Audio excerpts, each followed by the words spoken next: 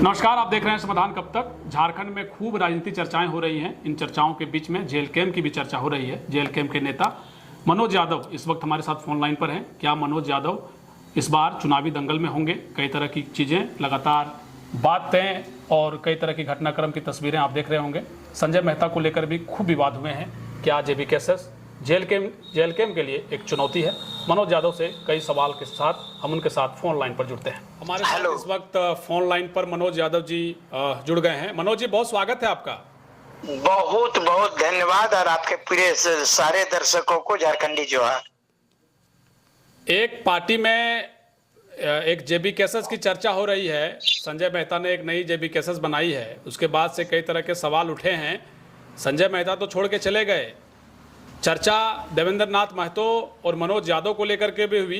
क्या अगली बारी मनोज यादव की है? ये सब गलत बात है। देखिए, अब संजय मेहता जी चले गए, चंपई सोरेन चल गए, तो अगर मतलब छोड़े कि पूरा जेएमएम वाला जो है सो चल गया, ऐसा बात नहीं है। अभी से स्पष्ट है कि अभी संजय जी गए हैं, जाने दीजिए। वो घर हमारे बहुत करीब के मित्र थे वो, लेकिन अभी जो है वो नई पार्टी गठन की है। पार्टी का कहिएगा वो एकरा नौके मैंने तत्काल जो है सो जेबीकेएसएस संगठन बना दिया। ऐसा मनोज यादव बहुत संगठन बनाया। आप तो जानते हैं विकास सर कि हम 2014-15 से ही है जो छात्र जागरण मंच चलाते थे, छात्र संघ चलाते थे, वो झारखंड छात्र संघ चलाते थे। पुनः जो आप देखे होंगे झारखंड स्टूडेंट यूनियन चलाए थे। इस प्रकार का सब बहुत सारा चीजें चलता रहता है। ये कोई मैंने पार्टी नहीं बन गया है और इसमें बहुत घबराने की बात नहीं है। तो जेबीकेएसएस पार्ट 2 बना देना और नाम के साथ फिर ऐसा लग रहा है कि इससे आपको लगता है कि इससे नुकसान हो सकता है आप लोगों को आने वाले समय में? विधानसभा के चुनाव बहुत नजदीक हैं। नहीं, इसमें कोई आखिर में नुकसान का होना है। हम जो बता रहे हैं इसमें सीधी बात आप कई लोग संजय मेहता कह रहे हैं कि एक दिन में 5,000 5,500 लोग ऑनलाइन उनसे जुड़ रहे हैं। उन्होंने वेबसाइट बनाई है, उनके पास एक प्रक्रिया है, एक रणनीति है कि कैसे संगठन में जोड़ा जाना चाहिए। और जिस तरीके से आरोप लगाए गए आपके सुप्रीमो के ऊपर, आप इन आरोपों को क्या समझते हैं कि ये आरोप कितना सही है? जब वो ये बात कहते हैं कि आप लोगों की बात नहीं सुनी जाती है, केंद्रीय उपाध्यक्ष वो खुद रहे, आप भी केंद्रीय उपाध्यक्ष हैं पार्टी के, क्या आप लोगों की बात नहीं सुनी जाती है? नहीं, देखिए, यही तो बात बोल रहे हैं कि ये सब सारा मेरे घर का हिसाब दूसरा लेने वाला कौन होता है विकास सर? आपके घर का यदि वो संजय जी का सारा चीज का बात हम पूरी तरह से जवाब देते जब वो मेरे घर में रहते। आप मेरे से घर अलग कर लिए हैं, आप अपना हड़िया बर्तन अलग कर लिए हैं, तो आप आपके सवाल का जवाब देंगे? आपसे आप कहीं टक्कर में है ये नहीं। हमारे टक्कर में जो है इंडिया गठबंधन है, बीजेपी है। झारखंड को बचाना हमको इन लोगों से है। इन लोग तो आप तो कल साथ में थे और आज जो विद्रोही बन गए। तो आप, मैं नहीं समझता कि मुझे झारखंडियों से नहीं लड़ना चाहता हूं। हमारी लड़ाई जो है पूरे झारखंड के जो नौजवान है, जो किसान है, मजदूर है, उन लोगों के लिए हम लड़ रहे हैं। और ये जो पार्टी है बड़ी भाजपा है, इंडिया गठबंधन, ये हम उन लोगों से लड़ रहे हैं। इनसे कोई लड़ने का कोई बात ही नहीं है। आपकी तैयारी राजधनवार से है मनोज यादव जी? हाँ, मैंने फार्म तो राजधनवार से भरा है। लेकिन अगर पार्टी कहीं और तय करती है तो आप जाना पसंद करेंगे या राजधनवार में ही आपकी दावेदारी रहेगी? मैंने राजधनवार के सिवाय जहां का मैंने बोला है वो स्पष्ट जो है सो क्या कहते हैं केंद्रीय अध्यक्ष महोदय को मैंने बता दिया है कि अगर धनवार नहीं तो आपने विकल्प रखा है कि कहीं और से भी मनोज यादव चुनाव लड़ सकते हैं। अब खुद अध्यक्ष महोदय 2 का कर रहे थे तो बोले कि नहीं मनोज यादव भी को देखा जाएगा 2 में। तो अब पता नहीं क्या होगा, लेकिन मैंने धनवार से फार्म भरा है। अच्छा, एक राजधनवार से है, दूसरा विकल्प के तौर पर है। वो नाम, उस विधानसभा का नाम बताना नहीं चाहेंगे अभी आप? अब इसे देखिए, विधानसभा हो सकता है कि वो बगोदर हो या कुछ हो, वो आप जानेंगे केंद्रीय अध्यक्ष। तो आप लोगों की चर्चा होती है विधानसभा को लेकर? कोर कमेटी की बैठक हुई, आप उसमें शामिल हुए, क्या रणनीति है? 60-61 सीटों की बात हुई है। अब एक एक विधानसभा से तकरीबन 20-25 प्रत्याशियों ने फॉर्म भरा है। कैसे चयनित करना है, क्या इन सब चीजों पर रणनीति बन रही है? तो ये तो देखिए सुनिए, अगर यदि इसमें रणनीति, मनोज यादव जी आप शामिल हैं? मैं अभी तक वो मीटिंग नहीं हुई है, और ये निश्चित रूप से जो है सो केंद्रीय अध्यक्ष मतलब ऐसा बेवकूफी नहीं करेंगे। जो भी सब जगह पर टिकट जो वितरण होगा उसमें राय मशवरा होगा, और जहां तक जो है केंद्रीय उपाध्यक्ष आप बनाए हैं या और वह जो है सचिव है, महासचिव है, और ये सब को, तो वैसी स्थिति में वहां पर मैं समझता हूं कि ये ऐसी सर्वसम्मति से होनी चाहिए, और ऐसा होगा जहां तक विश्वास है। क्योंकि ऐसा नहीं होगा तो फिर बता रहे हैं ना, तो कहीं ना कहीं फिर वह लोग और हुआ बवाल होगा। इसलिए निश्चित रूप से ये बहुत अच्छा से मीटिंग होगा, उसके बाद होगा। जेल कैंप में सेकेंड लाइन के जो लीडरशिप हैं, क्या वो तैयार नहीं हो पाया? आपको लगता है कि टाइगर जयराम महतो के अलावे और भी इसमें लीडर होने चाहिए थे, जिसमें से आपका भी एक बहुत बड़ा नाम है? आप लोग क्या सेकेंड लाइन में या फिर जयराम जी के अगल बगल एक नेता के तौर पर स्थापित नहीं हो पाए? क्या आप सोचते हैं इस पर? नहीं होना चाहिए। देखिए स्पष्ट देखिए, आप विकास जी, आप भले हमको जो कहिएगा, हम एकदम बेबाक बोलते हैं और फ्री होकर के बोलते हैं। आप जो है अगर यदि वह सेकेंड लाइन का नेता नहीं तो ये तैयार करके रखेंगे, तो जयराम जी वह कभी कभी बीमार पड़ जाते हैं, आपको मालूम होगा। बहुत सारी चीजें होती है, या हम ही हैं तो कभी बीमार हो सकते हैं या कभी कुछ हो सकता है, और कौन जानता है ये जिंदगी का कौन है जिंदा कल रहेगा कि नहीं। तो वैसी परिस्थिति में अगर यदि सेकेंड लाइन का नेता नहीं रहेगा तो फिर आप झारखंडियों का सपना साकार नहीं कर पाएंगे। एक जो है अकेला चलो से नहीं होता है, समझे ना, एक चना भांग नहीं फोड़ता है।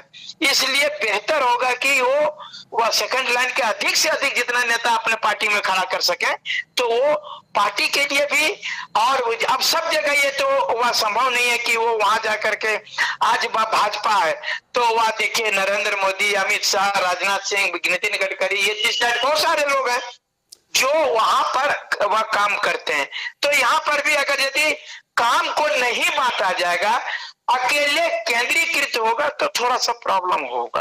भाजपा भी बहुत जोर की आजमाइश में है। आपने अमित शाह जी का जिक्र किया, 20 तारीख को वो राजधनवार झारखंड धाम आ रहे हैं, और एक तरीके से समझिए जमुआ विधानसभा यानी आपके क्षेत्र को भी वो एक तरीके से छुएंगे। रोड शो है, कई तरह के कार्यक्रम है, यानी भाजपा के बड़े बड़े नेता जो हैं इन दिनों झारखंड में हैं। फतेह की तैयारी है कि विधानसभा फतेह करना है। आप क्या मानते हैं, इस बार चुनौती सीधे वर्तमान सरकार से है, यानी इंडिया गठबंधन के झारखंड मुक्ति मोर्चा में जितने भी शामिल पार्टियां हैं उनसे है, भाजपा से है, या कहां अपने आप को पाते हैं आप लोग? आपको मैं बता देता हूं कितना आप विडंबना की बात है। हमर घर के, हमर पत्नी के, हमर परिवार को हम समझा सकेंगे ज्यादा कि बहरिया ज्यादा समझाएगा? सो बताइए तो। ये जो है आपको अपने बेटे पर विश्वास है कि दूसरे का के बेटवा पर विश्वास है? अमित शाह समझाने आएंगे, शिवराज सिंह चौहान समझाने आएंगे, हेमंता बिस्वा समझाने आएंगे, जिनको न हिंदी आता है बढ़िया से, ना ही जो है हमारा खोटा समझ में आता है उनको, और वो हमारे लोगों को समझाएंगे। कितना गंदा बात है, आप समझिए। यहाँ जनता उतना बेवकूफ नहीं है, वो हेमंता विश्वास का सब नहीं समझेंगे, अमित शाह का नहीं समझेंगे। देश का मामला था, देश के स्तर पर तो वहां पर लोगों ने समझा, लेकिन ये राज्य का मामला है। यहाँ की नौकरियां लूटी जा रही है, यहाँ के राजधानी नीति और यहाँ का नियोजन नीति, यहाँ के जितना भी जो है सीजीएल 10 साल से नहीं हुआ है, और ये जो भी होता है तो सबको उससे लीक हो जाता है। ये सब सीटें बेची जा रही है। यहाँ पर न सिर्फ नौकरी बेचा जा रहा है, जल जंगल जमीन बेचा जा रहा है। ये सब बात को बचाने के लिए झारखंडी आगे आएंगे। राजधनवार में बताया जा रहा 2 फाड़ है, ठीक ठाक सब कुछ नहीं है, क्या आपको क्या लगता है? अरे भाई फाड़ नहीं है, आप जो बोल रहे हैं विकास सर बढ़िया से जानते हैं। ये जो क्या कहते हैं 2 फाड़ होने का जो कह रहे हैं, यहाँ फाड़ होने का संभावना ही नहीं है, ऐसे ही 2 फाड़ रहता है। ये आपको बता रहे हैं, ये अंडरस्टूड है। विधानसभा का चुनाव लड़ चुके हैं, आपका एक लंबा तजुर्बा है, और उसके बाद चीज़ें इस तरीके से आ रही हैं कि नहीं, शायद साइडलाइन लगाने का प्रयास है, कई तरह की बातें हैं, लेकिन आपका वहाँ पर बड़ा पैठ बताया जाता है कि राजधनवार में मनोज यादव जी इस पार्टी के लिए फिट बैठते हैं, फिर वहाँ की परिस्थिति नहीं बनना और दूसरे विकल्प के साथ जाना, कई तरह के सवाल इसमें भी एक तरीके से नहीं देखिए, एकदम विकास सर, मैं राजधनवार के लिए मैं फिट हूँ। ये दूसरा विकल्प है 2 विधानसभा चुनाव लड़ाने का। अच्छा, आपको जो आप बताइए विकास सर, आप बहुत ही इतने दिनों से आप पत्रकारिता कर रहे हैं, निष्पक्ष पत्रकारिता। सिर्फ आप बताइए मनोज यादव वह जो है सो पार्टी में कब जुड़ा? जब बलियापुर का जो है अधिवेशन हो रहा था वहां से जुड़े हैं। ठीक बात। और दूसरा जो है सो कब जुड़ा? जब हजारीबाग में हम लोग सम्मेलन कर रहे थे तब, बदलाव संकल्प महासभा। दूसरा बात कर रहे हैं कि मनोज यादव वह कब से 20 साल से राजनीति कर रहा है, कितना बार लाठी खाया, मार खाया, जेल गया, इस बात को आप जानते होंगे। बिल्कुल बिल्कुल। 3 बार विधानसभा चुनाव लड़ चुका हूँ, लोकसभा 2 बार चुनाव लड़ चुका हूँ। बिल्कुल, ये आपको मैं बता दे रहा हूँ। और ये लोग जो जातीय समीकरण वहां जाकर के झूठ सच में हमारा टाइगर जयराम जी को समझाता है कि ये जो है वहां पर हम लोगों का एथी है, हमारा जातीय समीकरण अच्छा है, तो उनको स्पष्ट शब्दों में बता देना चाहता हूँ, अभी बाबूलाल मरांडी जी जीते हैं, इसके पहले राजकुमार यादव जी जीते थे, इसके पहले निजामुद्दीन अंसारी जी जीते थे, उसके एक क्या कहते हैं कार्यकाल छोड़ दिया जाए तो इसके पहले गुरसाहिब महतो जी जीते थे। इससे साफ जाहिर है कि जातीय समीकरण से भी मनोज यादव मजबूत है। आप बात को देखिए, और सबसे पुराने नेता के रूप में वो मजबूत है। सबसे पुराने जेबीकेएसएस के संस्थापक सदस्यों में से मनोज यादव एक है। मनोज यादव का अपना छवि है, क्रांतिकारी रहा है और इतना साल का राजनीतिक अनुभव है। आप कहाँ राजा भोज और कहाँ भोजवा कहाँ इति कर रहे हैं? एक अंतिम सवाल है मनोज दा, एक अंतिम सवाल ये है कि क्या आपके पार्टी में, चूंकि कई ऐसे प्रत्याशियों ने फॉर्म लिए हैं जो कभी आंदोलन में शामिल नहीं रहे, अन्य पार्टियों के हैं, और वो भी चुनावी मैदान में है, नहीं आपका फॉर्म लिया गया है, अगर पार्टी, क्या आपकी पार्टी ये तय करेगी कि वैसे प्रत्याशियों को भी चुनावी मैदान में उतारा जाएगा जो सच में एक तरीके से लगता है उनको कि नहीं ये चुनाव जीत सकते हैं? नहीं, इस प्रकार से होगा तो कांग्रेस और भाजपा, इसके में अंतर क्या रह जाएगा जी? क्या अंतर रहेगा? हेलीकॉप्टर शॉट मारिएगा आप, हेलीकॉप्टर शॉट नहीं चलेगा सर। आप मान लीजिए बाहर से आए, आप जितने लायक है इतना दिन कहाँ जीते, हमारे में कहाँ घुस रहे हैं? आप घुसिए दूसरा में जहां घुसना था। यानी इसमें जो जेबीकेएसएस में जिन्होंने काम किया है उन्हें मौका मिलना चाहिए, आपका साफ तौर पर यह कहना है? मेरा स्पष्ट कि जो काम किया है, अब आप ही बताइए, तिल जोड़ने का काम हम किए एक ईंटा, और उसके बाद में पैसा वाला अगर फ्लैट खरीद के चल जाएगा, ये चीज नहीं होगा। तो इस चुनाव में आर्थिक आजादी कैसे मिलेगी आप लोगों को? बहुत खर्च है चुनाव में। सब चीज होगा। देखिए, पुराने फोरम में लोकसभा में जिस तरीके से चंदा के बल पर चुनाव लड़ा गया, लोगों के पैसों के सहयोग से लड़ा गया, इस बार भी वही तरीका होगा? वो भी तरीका होगा। देखिए, जब सबसे बड़ी बात है कि लोकसभा और विधानसभा अलग अलग चीज होता है। लोकसभा का क्षेत्र भी बड़ा था विकास सर, उसमें पैसे भी ज्यादा खर्च होते थे दौड़ने धूपने में भी, और हम लोग समय उतना मेकअप भी नहीं कर पाते थे, और बहुत सारी चीजें थी, लेकिन और पैसा भी वहां पर ज्यादा खर्च था। यहाँ पर हमको समझ में आ रहा है कि जिस प्रकार से नौजवान किसान और सब वह ठगे जा रहे हैं, आपको मालूम होगा कि बहुत सारे AK राय साहब साइकिल पर चढ़ के धनबाद का लोकसभा चुनाव जीत गए थे। उसी प्रकार से खबर जो है वो नहीं रह गया है मनोज दा। हाँ, अगर यदि जितना आवश्यक पैसे की जरूरत होगी, पार्टी भी मुहैया कराने का काम करेगी। चलिए, आपको बहुत शुभकामनाएं।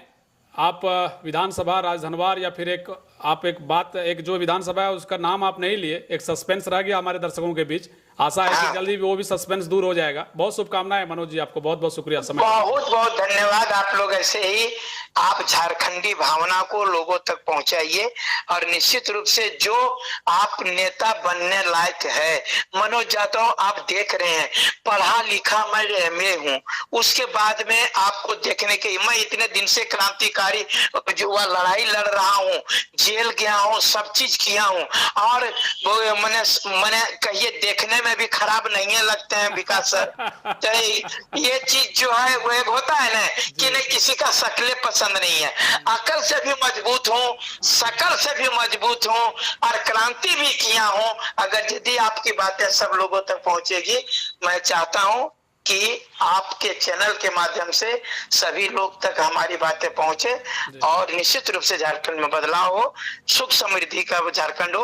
आपको बहुत बहुत धन्यवाद। चलिए, बहुत शुक्रिया, बहुत शुक्रिया। ओके।